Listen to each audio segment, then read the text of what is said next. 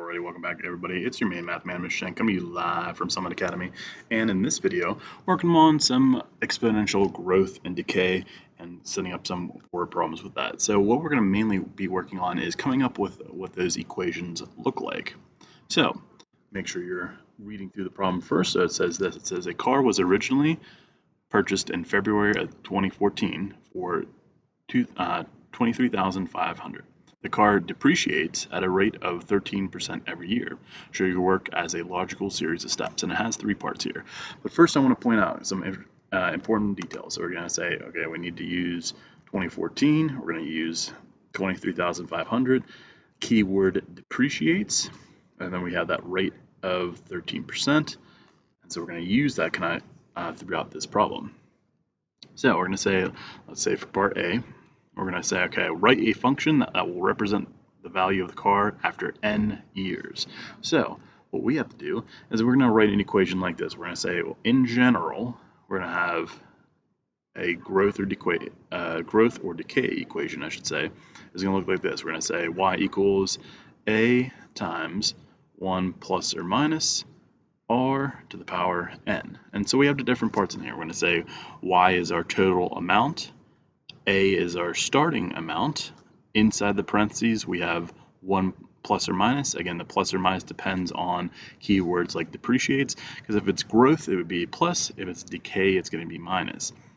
And then we have our rate as a decimal, and then n is going to be our number of years. So since we're saying depreciates, I'm going to make a little note here. I'm going to say, hey, that means it's decay, which means minus. So we're going to say it's going to be minus for this one. So I'm going to write it like this now. I'm going to say, okay, we have y. Actually, let me write it like this. I'm going to say our starting amount, which is a. Our starting amount is that 23,500. So I have 23,500. Our rate as a decimal. So we're going to say rate is going to be 13%. So I write it as a fraction, 13 over 100. And I divide that out and I get 0.13. And so now I can use those pieces to kind of plug it into our equation. So I'm going to say y equals, I have 23,500 times 1 minus our decimal, 0.13 to the power n. So we're just coming up with a general equation for right now, so that way we can use it for the other parts of the problem. So now we're going to say, okay, I'm going to subtract inside the parentheses, and I'm going to get my general equation here. So I have y equals 23,500 times 1 minus 0.13, it's going to be 0.87 to the power n. And that's going to be our general equation for this problem. So this is going to be what we use for each of those parts. All right. So now, after that, make a little line here to break it apart. Again, you can kind of separate your work however you want to. But I'm going to make a new line here. So I'm going to say, okay, part B, because I can read through the problem again. It says part A is write a function that represents the value of the car after n years. Well, that works out because we have that n in the exponent, because that stands for the amount of time that has passed. So for part B, it says what will the value of the car be in 2022? Well, we can say this. So you can say let n equal, we're going to say 2022 minus, actually let me make a new line. I'm going to say let n equal 2022 minus 2014, because we need to figure out how many years have passed, which we're going to say let n equal 8, because 8 years have passed from 2014 to 2022. All right, and what we do is we're going to plug those into that exponent n. So like this, I'm going to say y equals, let me say let n equal 8, and plug into equation. So I'm going to say y equals 23,500 times 0.87 to the exponent 8. And we're going to say type this in Desmos. So type in Desmos. So I'm going to pull up my wonderful Desmos calculator. Make sure it looks like this.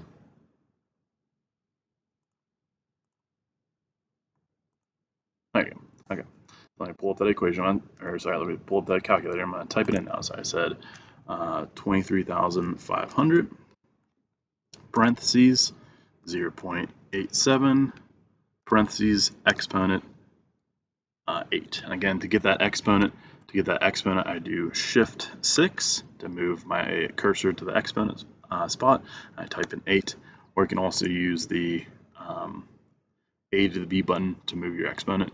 But now we have to take this number and we're going to say copy it. We're going to say round parentheses paste comma 2. That way I can get a dollar amount.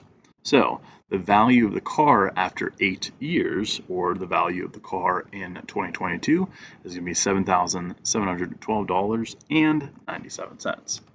That's what I'm going to write. Hide this real quick. I'm going to write that here. So I'm going to say, let's say the value of the car in 2022 is $, we say 7712.97. So we're looking for a dollar amount, so that's why I have 2 decimal places. I can make sure that you're seeing those pieces. All right, so that was part B. Again, make sure, as you circle your answer, you box in your answer, you're going to say, well, am I answering the question? What will the value of the car be in 2022? There it is. And it will be over $7,000. Okay. So now for part C, I'm going to do a different color. Let's do blue. It says, when will the car, keyword when will the car be worth half of its original value? So for part C, a couple different things we have to do. We have to first find how much is half of its original value. So I'm going to say find 50%. Let's do 50% of the original value. So we're going to say 50% of 23,500. Type that in. Let me share that. So let me go get rid of this one. I'm saying 50% of 23,500. Okay, so that's going to be half of its original value. So we don't need to find out how much it is. We need to find when that's going to happen. But we do need this number. So I'm going to say 11,750 is going to be the number we need here. Let's say this equals 11,750. So now this is where we use this number right here is what we're going to plug into for y. So I'm going to say plug in for y. Let me write that a little bit better actually. I have a space, plug in for y, and solve for n. So I'm going to use this original equation. Notice how we're using this, the first step that we did. We're going to use that again. So I'm going to say, okay, instead of y, I now have 11,750 equals original amount, 23,500, times 0.87 to the power n. Okay, and hopefully by this point you should realize, hey, this is going to be similar to our log problems or our exponential problems where we're trying to solve for an exponent. But I can use those inverse operations to get n by itself. So what I'm going to do first, I'm going to divide both sides by 23,500. So 23,500, divide both sides by that. Make sure it's 0. 23,500. And what we should get is this. We should get on the left side, this is going to be 0.5 equals 0.87 to the power n. That makes sense because we said we're looking for half of the original value. So if you wanted to, you could skip that step, but I like drawing it out because, you know, that way we're building that equation carefully. All right. So now I have it down to 3 parts. So I'm going to label my 3 parts, similar to how we've been doing. Label 3 parts. So I'm going to say my base for this one is going to be 0.87.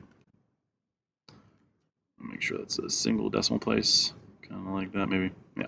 We're going to say our exponent is n, lowercase, and our answer is going to be 0.5. Okay. Now I'm going to rewrite. So I'm going to say, let's do it in yellow. I'm going to rewrite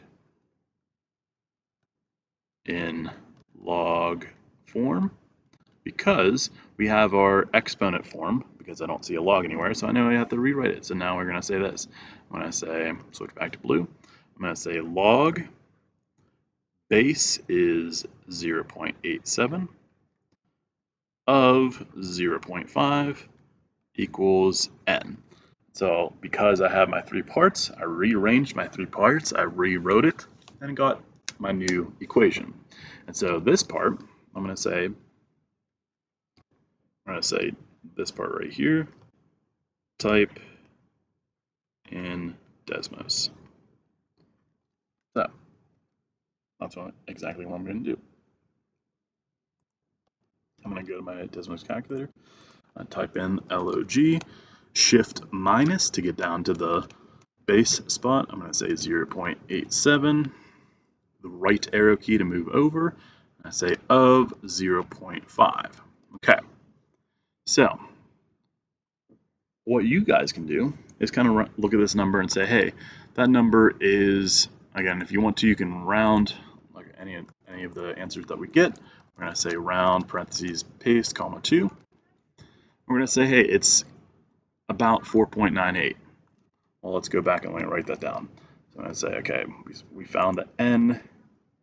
We said, hey, n equals 4.98. And we're probably wondering, well, what does that mean for our problem? It's asking this. It says, when will the car be worth half of its original? So if we think about the starting date, we said the starting date is 2014. So we take that number. So we're going to say 2014 plus 4.98 is going to be around 2019? Let's say 2018.98. So what we can say is this. We're going to say the car will be worth half of its original value around, let's say, 2019. So again, it's not going to be exact. If you wanted to put, you know, it's between 2018 and 2019, that's totally fair too. But, you know, as long as it's around that point, I think on the test it gives you a problem where it is right in between, like it would be, you know, 4.5 as an answer. You want to put in between those two because, you know, it's only half the year. I'm not looking for an exact date. I'm looking for a close answer. So just make sure that you're able to follow those steps to be able to solve it. Okay.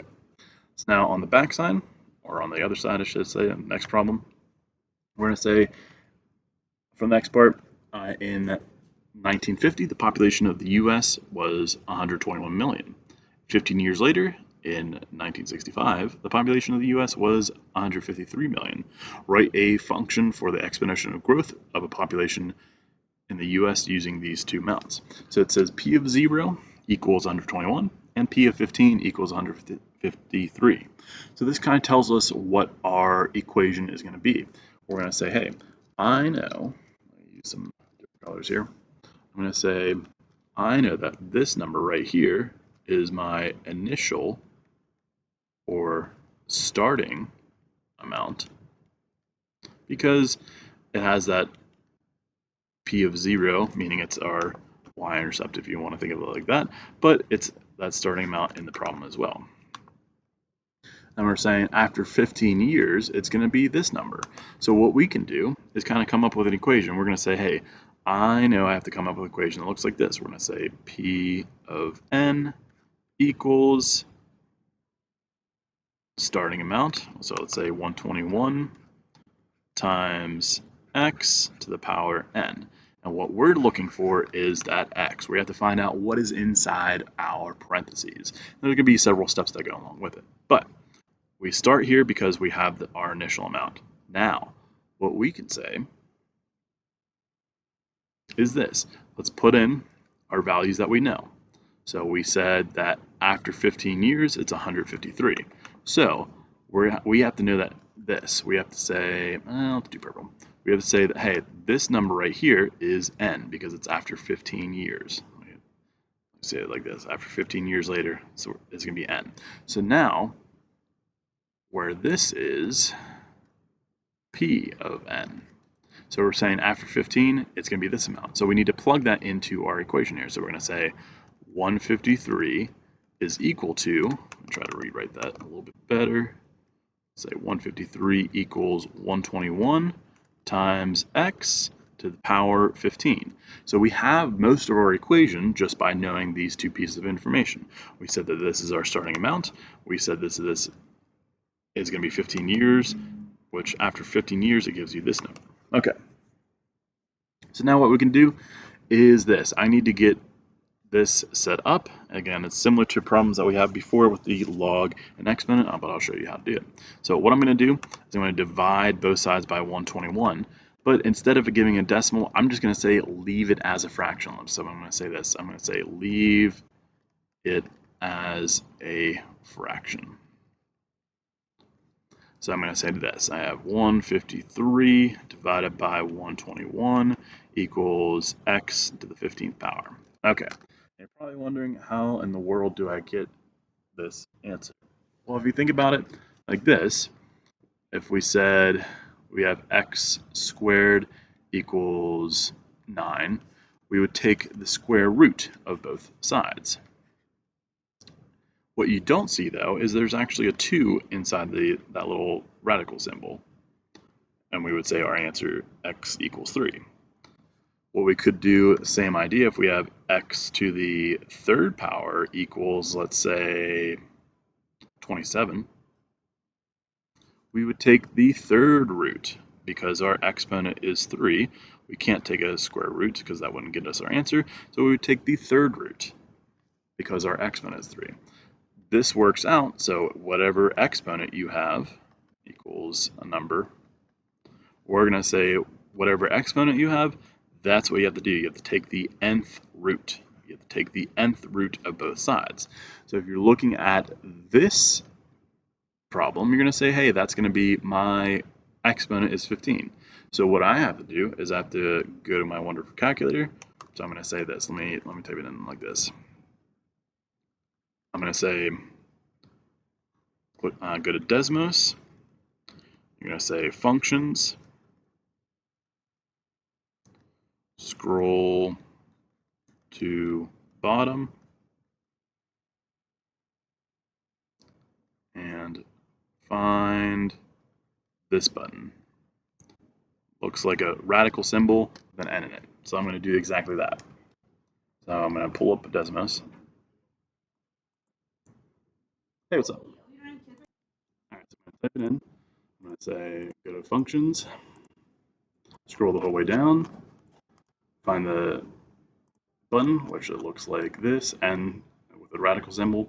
I'm going to put 15 on the outside. Again, find it the right spot for it. And then I type it in. I'm going to say 153 divided by 121.